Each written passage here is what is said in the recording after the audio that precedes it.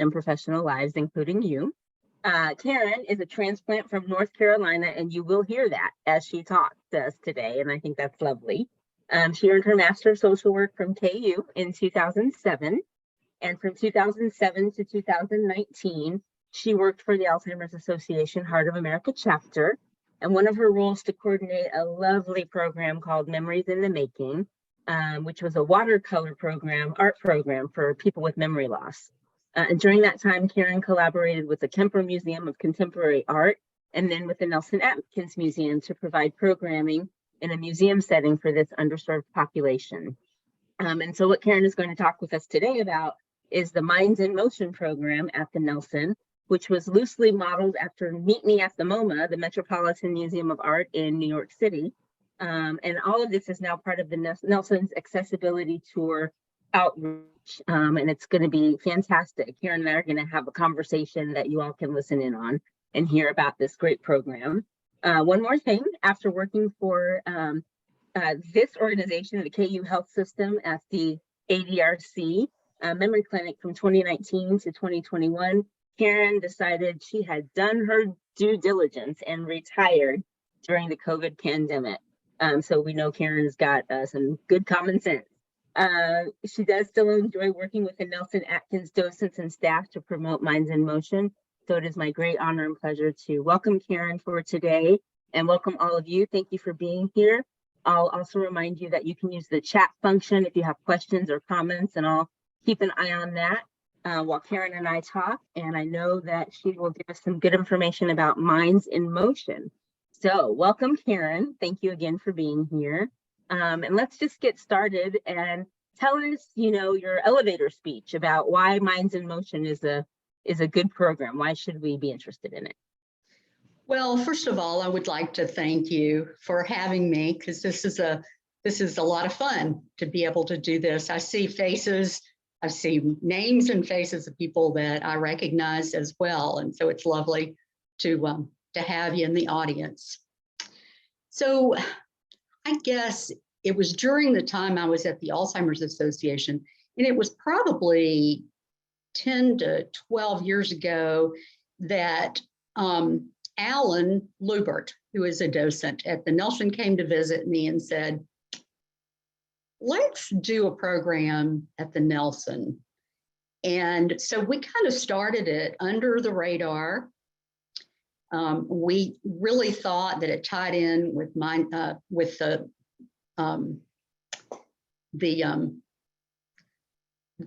all of the art things that we were doing, that we were interested in, because art is a really open-ended thing. There are no right answers when it comes to art, and there are no wrong answers either. So people come into this activity in dyads, that's the caregiver and the person that cares for them, and they experience a pleasurable activity. There's a lot of emphasis on pleasurable activities, and also activities that include not only your body, like exercise, but also things that involve your mind to keep you active and thinking. So we thought this would be a great thing, and we started it, and it has gone really well, and actually so well that now the Nelson-Atkins has put it into their own programming. They've incorporated it into their own programming. But even through my retirement and COVID and everything else, that basic program has kept on going.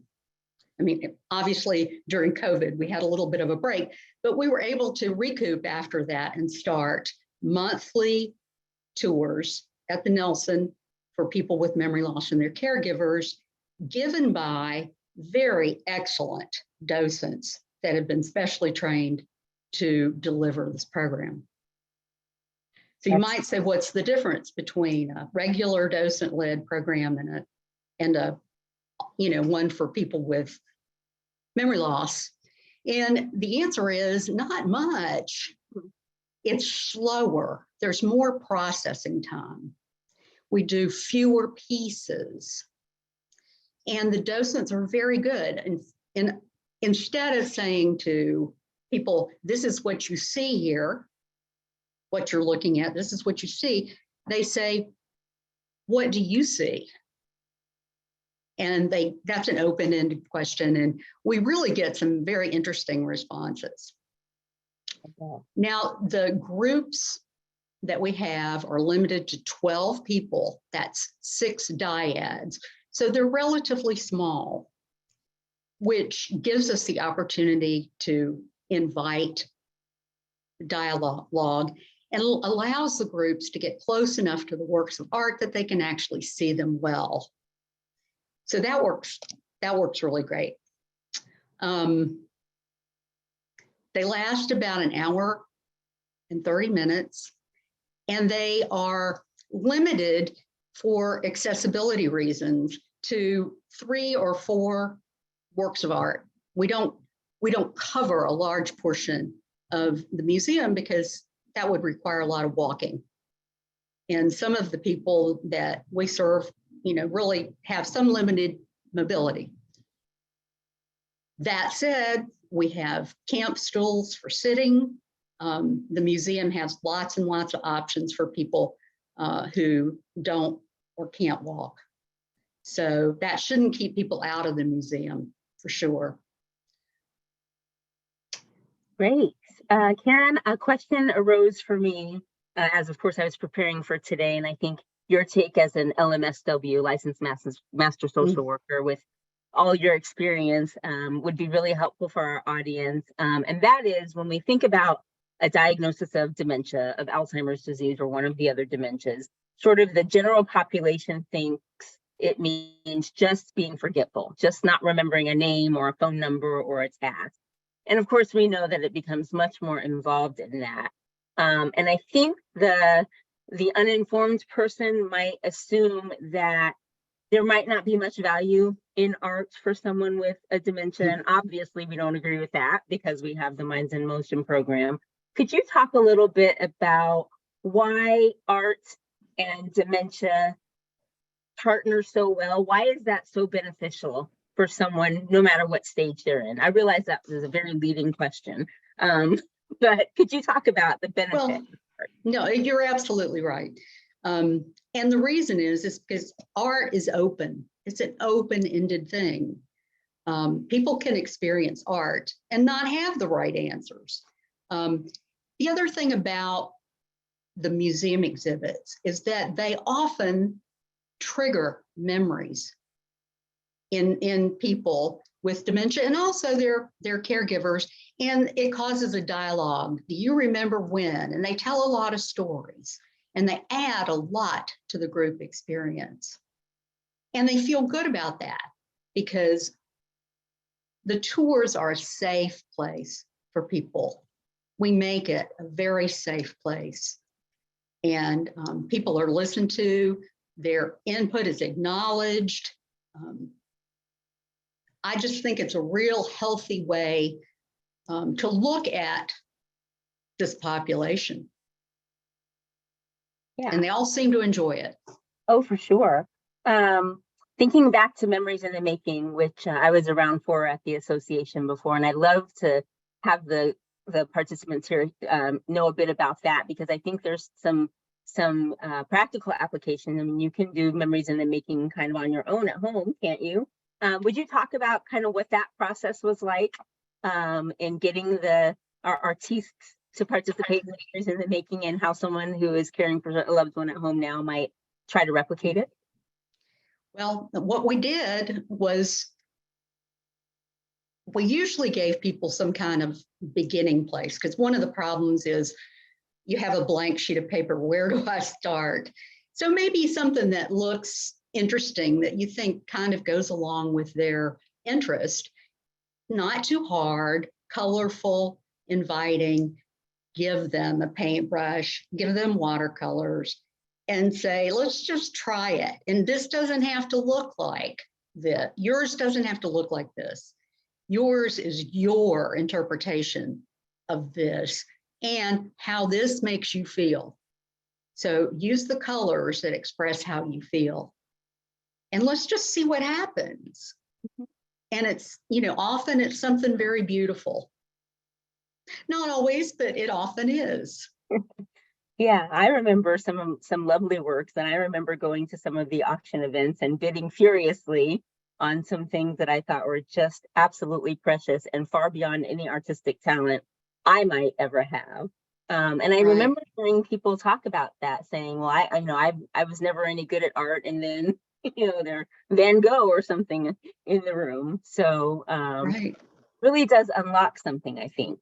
Um, And people don't realize that they have this capacity, that because they're often less inhibited, mhm. they don't know they don't know that this is something they can't do well. So often they try and they surprise themselves and they surprise their loved ones. So there are a lot of parallels between Memories in the Making and Minds in Motion. There really are.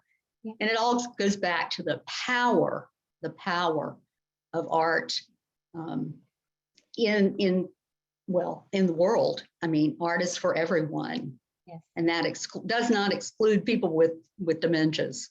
Yes. So speaking back on that, Karen, is there a cost to attend Minds in Motion? No, these are accessibility programs. They're free. And not only that, but you can park in the garage and bring in your parking ticket, and you can exchange it for something that will get you out of the parking garage at no cost. Oh, that is outstanding. I've noticed the parking at the Nelson is about $10 or $12 now. So Yep, $12 now. not a complaint. I'm a supporter, a patron of the Nelson, but that's a really nice benefit and another incentive, right, for people to Yes. go. Yeah. Don't have to pay to go, don't have to pay to park. You can get right in the garage. You don't have to walk up that hill on Oak Street. So what a great opportunity. Right. Karen, did the docents who lead the tours have any particular training on dementia from you or another source? They do. Michelle Needens, our own Michelle Needens, conducted docent training, and they have ongoing training. And if things come up, I'm like an unofficial consultant. We talk about, things that come up. The docents say, what do I do about this? Or how do I handle this? So we do a little bit of that too. So yeah, they're very in tune. And many of the docents have experience in their own families with people with memory loss. Yeah, so that probably makes it feel even more special for them, right? Using their art knowledge and their own personal experience of dementia to serve someone else. I mean, I think that's one of the greatest benefits of this program beyond being able to access the art. So my next question is perhaps a little bit silly and a little bit selfish, so I can't help but ask. In pretty much every museum I've ever gone to, except for like a children's museum, the main rule, of course, in the museum is that you are not allowed to touch, right? Not touch the art. And I'm wondering, somewhat, funnily, but also in all seriousness, has that ever been an issue with the Minds in Motion program, given that we have folks who have memory changes? Are they able to experience the art as fully as they might want to? There's still the rule that you can't touch it. And that can be challenging because of the depth perception issue, where people don't realize they're as close to the art as they are. But everybody is trained to handle that. There have been some tours where we have been given special permission to put on gloves and touch the art, which has been sensational. Yes, literally sensational. Sensational, exactly. So yeah, the rule is still you can't touch it. But okay, well, I handle that pretty well. That's fair. That's fair. Karen, we've got some folks on the line, and I'm not going to call anybody out with the exception of maybe Michelle Needens, because I see her name. But I know we've got some folks on the call who are caring for a loved one at home, and who might say, well, gosh, I think the next thing I do is going to be to go over to the Nelson. I'm really interested in this kind of programming.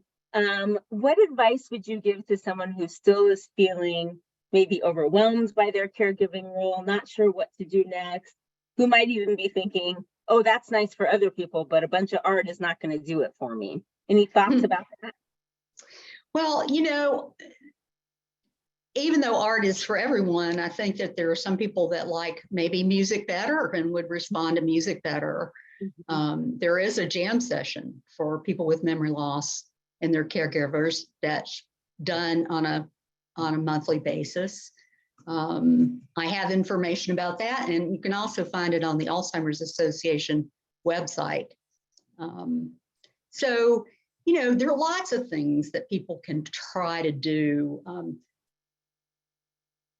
Other museums that you can go to. In fact, I think AARP has let's see, is it a J? I have a note on it here somewhere. It's a tour and concert at the American Jazz Museum on August 17th. So you can also check with AARP for things to do. Okay. The best advice I can give is to just try it.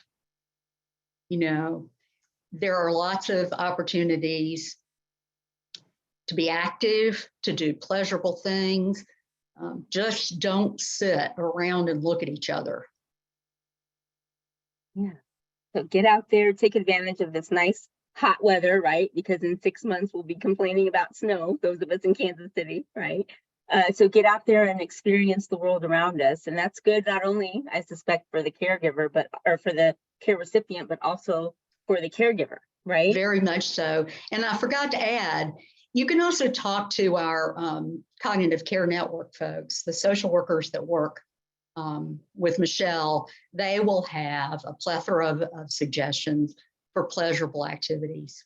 Absolutely. So don't forget them as a great resource. That's right. And they've been highlighted in the last 2 or 3 issues of our My Alliance newsletter, because they're a great resource we want to make sure you all know about. So if you'd like to talk with one of those folks, I think it's okay for me to go out on a limb, not too far, but to say that they're a great team of social workers who have lots of wisdom, like our friend Karen does. So it's 2:20. Caleb, would you put up the slides, please, that show the information about the Nelson's programming so folks can take a look at that?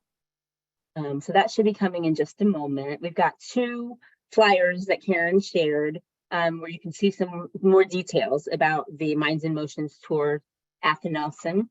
And so we'll get those up on the screen here in just a moment. And then after we're finished today, if you'd like to receive those flyers by email, you can send a message to myalliance@kumc.edu, and I'll be happy to email you the flyer. Thank you very much. So Karen, you want to talk about this flyer? Yes. So it can be confusing. So I want to really clarify this for everybody. There are Minds in Motion tours that are done through the Nelson. As I said, they adopted this as one of their accessibility programs, and they are monthly as well. They're still limited to 12 people, but rather than signing up through me, you sign up through the museum, and they have a QR code. If a QR code is daunting or doesn't work, or you're not sure if you're doing it right, you can always go to the Nelson-Atkins website, or you can call me because I can figure out how to get you registered for those. So that's the first one. Yes. And you said you corrected the date, right? It should say August 10th, I think we decided, right? That's next Thursday. August 10th is what that should say. Correct. And my priority, of course, is always the weekly webinar, but because I do believe in the power of Minds in Motion and my friend Karen, I will encourage anyone who's thinking about checking it out to look at next Thursday, August 10th. The event is from 1 to 2:30. Our webinar is from 2 to 2:30, but we record the webinar, so you can watch the webinar another time, just this once, and attend this program on Thursday, August 10th. And then it looks like the next date on there is also a Thursday. I guess we all did our market research, right, Karen, and decided Thursday is the best day. Thursday's the day. Yes. We'll be recording that day too. And so there's a different session on Thursday, September 7th. Looks like it's exploring artwork from the 60s and 70s. So I bet that's pretty groovy, right? Groovy. So those are two examples of upcoming Minds in Motion activities. And again, if you'd like to have this flyer, feel free to send an email to the My Alliance address, and I'll be happy to share that. And then Caleb, if we could go to the next slide, please.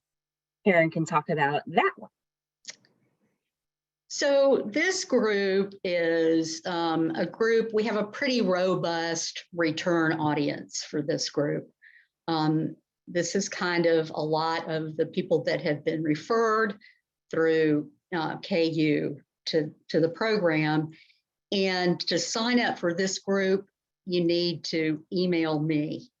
And my email address is on this slide. So any questions regarding this? And again, Thursdays, we do have a trend going, and ours, this group of tours is always going to be on the last Thursday of every month, the last Thursday of every month.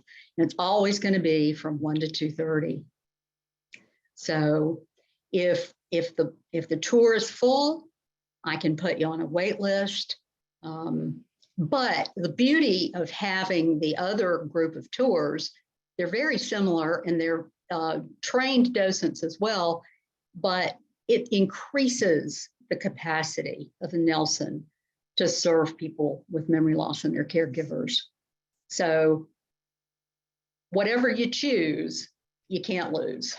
I mean, my goodness, you can see the previous one was, Native American culture, right? And pop art, Campbell's soup. And now we have life in ancient China. I mean, what a wide, lovely array of things that most of us won't have any particular first degree connection to. And we can learn about from some folks who know what they're talking about and who can have some compassion for our loved ones with a diagnosis. I think this is really outstanding. And if I weren't the webinar host, I'd go myself. But I'll just remember that I have my friend Karen to tell me about it. So I'm super, super grateful for that. Karen, thank you so much for your time today. I put in the chat Karen's email address as well as the My Alliance address if you'd like to have either or both of these flyers about the Minds in Motion program that's going on apparently the best day of the week, Thursday afternoons from 1 to 2:30. Ongoing, Karen, is that right? That's right. Yep. Correct. For the rest of the year or for the foreseeable future? Very good. For the foreseeable future, yes. Interesting, I'm sure that everybody, like all of us, had to pivot during COVID. I'm so glad that this program survived the pandemic. I'm glad we all survived the pandemic and remains as an outlet for engaging with our loved ones who have memory loss and has what sounds like a really nice fringe benefit for caregivers as well. Thank you to everybody for being here today. Does anyone have any questions or comments about the program for Karen or anything you'd like to share? Feel free to use the mute or unmute yourself and use the chat or speak up and let us know if you have something you'd like to know before we wrap up in a couple of moments.